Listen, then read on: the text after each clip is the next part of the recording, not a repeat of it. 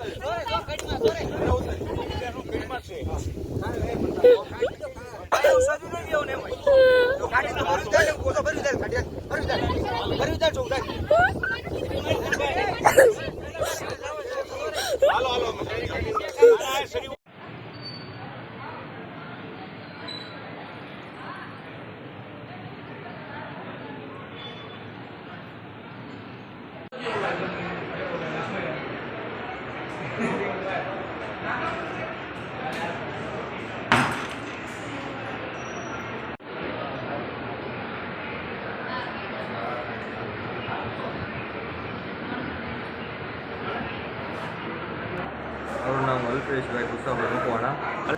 આપણે મોરસન ભવાનીપુરા વાડી વિસ્તારમાં રહું છું। મારી જમીન છે એ લોકો લુખ્ખા તત્વો છે, દબાવીને બેઠા છે।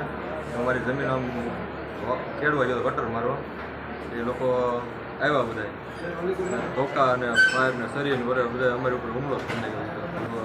11 જણા હતા। તો અમે અરજી કરેલી કે આ જમીન બાબતે કે તમે મપાઈને લઈ લો એમ। તમે મપાઈને મેં બધું લઈ લીધું છે, ખેડી નાખ્યું હતું। અત્યારે પાછા એ લોકો અમને મારવા આવ્યા છે। અત્યારે અમને 3 ને બહુ વાગ્યું છે, અમારા પપ્પાને થોડું ઓછું વાગ્યું છે।